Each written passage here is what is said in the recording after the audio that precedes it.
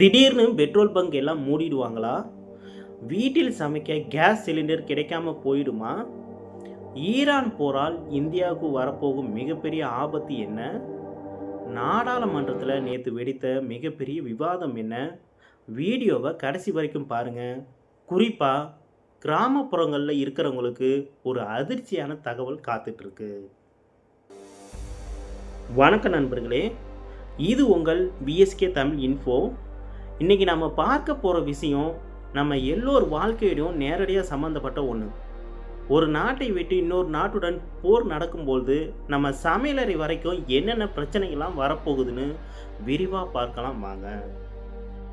பாராளுமன்றத்தில் பார்த்தீங்கன்னா எதிர்கட்சி தலைவர் ராகுல் காந்தி அவர்கள் ஒரு பெரிய குண்டை தூக்கி போட்டிருக்காரு. என்னன்னா, மேற்காசியாவில் நடக்கிற போர்னால முக்கிய வர்த்தக வழியான ஸ்ட்ரைட் ஆஃப் ஹார்மோஸ் நீரிணையை ஈரான் நாடு மூடி இருக்காங்க.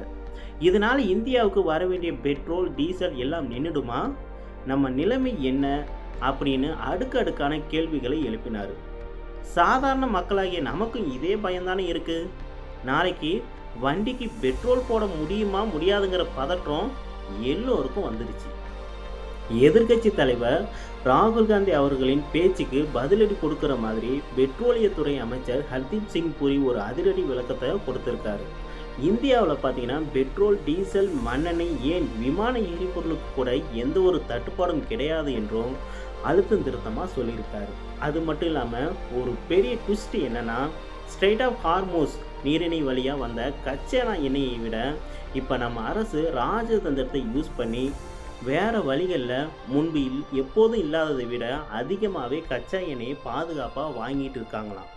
நாடு முழுவதும் உள்ள 1,00,000 பெட்ரோல் பங்குகளையும் எந்த ஒரு தட்டுப்பாடும் இல்லைன்னு அடித்து சொல்லியிருக்காரு. சரி, பெட்ரோல் பிரச்சனை இல்லை, வீட்டில் சமைக்கிற கேஸ் சிலிண்டர் நிலைமை என்னன்னா, அங்கேயும் நம்ம அரசு செம்ம ஸ்பீடாக செயல்பட்டு எல்பிஜி உற்பத்தியை 28% அதிகமாக்கியிருக்காங்க. அமெரிக்கா, ரஷ்யா, கனடா, நார்வேன்னு பல நாடுகளில் இருந்து கேஸ் வாங்கி குளிச்சுட்டு வராங்க. இதனால் வீட்டு உபயோக சிலிண்டர் விநியோகம் 100% பாதுகாப்பாக இருக்குதுன்னு அறிவிச்சிருக்காங்க.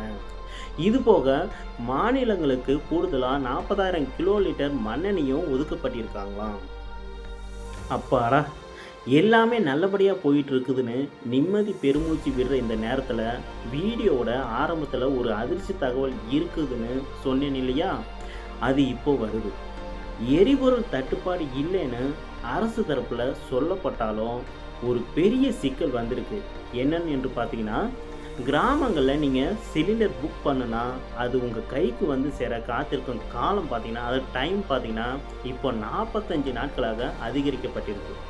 ஆமாங்க, 45 நாட்கள். இது கிராமப்புற மக்களுக்கு ஒரு பெரிய காத்திருப்பாகவும் சிரமமாகவும் மாறிவிட்டு. இப்போது நீங்கள் சொல்லுங்கள் நண்பர்களே, மத்திய அரசோட இந்த மாற்று ஏற்பாடுகளை பற்றி நீங்கள் என்ன நினைக்கிறீங்க? முக்கியமாக உங்கள் ஏரியாவில் நீங்கள் கேஸ் புக் பண்ணுனா எத்தனை நாளில் உங்கள் வீட்டுக்கு வருது? மறக்காமல் கமெண்டில் சொல்லுங்கள், நாங்களும் தெரிஞ்சுக்கிறோம். இந்த வீடியோ உங்களுக்கு சுவாரஸ்யமாகவும் தெளிவான தகவல்களோடும் இருக்குதுன்னு நம்புகிறேன். இந்த தகவல் உங்கள் நண்பர்களுக்கும் போய் சேர மறக்காமல் வீடியோவை லைக் பண்ணி ஷேர் பண்ணுங்கள். தொடர்ந்து இதுபோல் அதிரடியான மற்றும் உண்மையான தகவல்களுக்கு நம்ம விஎஸ்கே தமிழ் இன்ஃபோ சேனலை சப்ஸ்கிரைப் பண்ணிக்கோங்க. உங்களை அடுத்த வீடியோவில் சந்திக்கிறேன். நன்றி, வணக்கம்.